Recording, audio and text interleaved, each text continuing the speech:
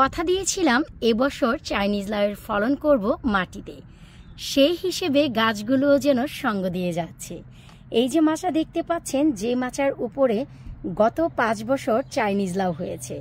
এবছর প্ল্যান কিন্তু চেঞ্জ করেছিলাম, নিশ্চয়ই আপনাদের মনেও আছে। তো আজকে আমাদের ভিডিওর বিষয়বস্তু আমাদের চাইনিজ লাউয়ের অগ্রগতি অনুযায়ী আমাদের পরবর্তী স্টেপ কি। হ্যালো এভরিওয়ান, আসসালামু আলাইকুম। কেমন আছেন আপনারা সবাই? আলহামদুলিল্লাহ, আমি তো অনেক ভালো আছি। আশা রাখছি আপনারাও ভালো আছেন। আজকে আমাদের ভিডিওর বিষয়বস্তু হচ্ছে চাইনিজ লাউ। আর কথা দিয়েছিলাম এই বছর আমার প্লাম গাছটি সেখানে যে বড় মাচা আছে, মাচার উপর দেশি কুমড়া করব, আর মাচার নিচে চাইনিজ লাউ করব।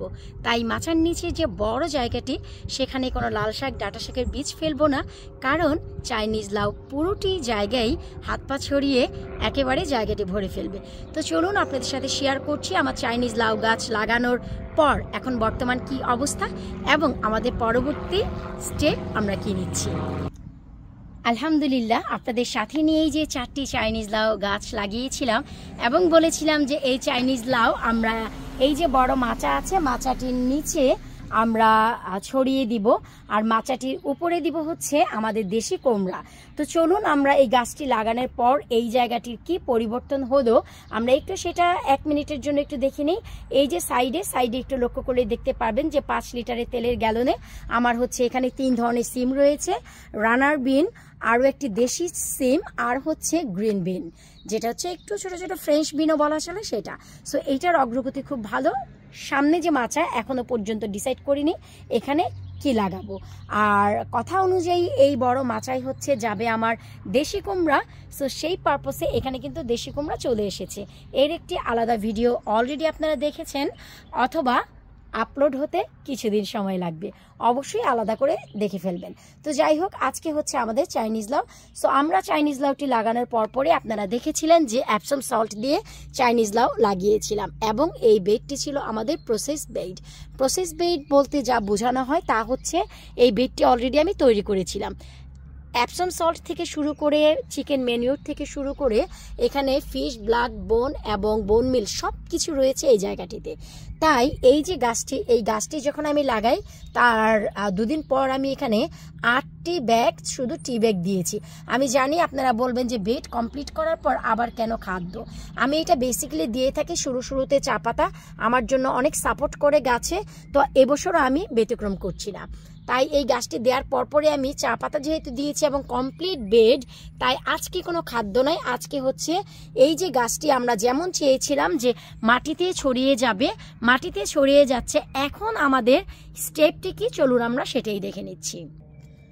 সো এখন হচ্ছে আমরা সবার শুরুতে দেখব যে এখানে যে গাছগুলো, এই গাছগুলো কতটুকু বড় হয়েছে। আমরা সবাই জানি 12 থেকে 14টি পাতা হলে আমাদের 1G কাটিং করা খুবই জরুরি। সো এই যে আমরা একটি গাছ আগে দেখব, এই যে এই গাছটি আমাদের গিয়েছে হচ্ছে এই যে এখানে। সো চলুন আমরা দেখি যে এই গাছটির পাতাটি আমরা গুনে দেখি যে আমাদের এখানে মোট কয়টি পাতা হলো। আমি শুরুতে ক্যামেরাটি একটু সেট করে নিচ্ছি, এতে করে ইজি হবে আমাদের। সো একেবারেই যদি আমরা এখানে দেখি, এই যে দেখুন এর নিচে কিন্তু 2টি পাতা অলমোস্ট ছিল, নিচে আলাদা করে আবার শাখা বের হচ্ছে, এগুলো আমি রাখবো না। সো নিচে 2টি পাতা ছিল, তো সেই 2টি। তারপরে যদি আমরা ধরি এই যে একটি 3টি 4টি 5টি, এখানে শাখাটি আমরা ভেঙে দিচ্ছি। তারপরে এই যে 6টি 7টি 8টি 9টি 10টি 11টি 12টি 13টি। এই যে দেখুন আমি একটু কাছ থেকে দেখাচ্ছি, এই যে মোট 13টি পাতা হয়ে গেছে। আর একদম উপরেরটি যদি ধরি 14টি। 13টি পাতার পর এখন আমাদের করণীয় কি, এই যে দেখুন আমরা মাথাটিকে কেটে দিব। That's it. এই 1G কাটিং এর ফলে এখন সাইড থেকে যে ব্রাঞ্চগুলো বের হবে, এই ব্রাঞ্চ থেকে আমাদের লাউ হবে।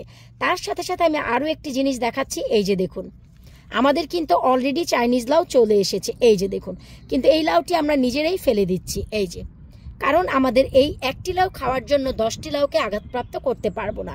এটি যেহেতু এসেছে, এটি আমি ভেঙে এই যে দেখুন ছেড়ে দিলাম। আর নিচের দিকে আমি প্রায় 6 পাতা পর্যন্ত কোনো ব্রাঞ্চ রাখবো না।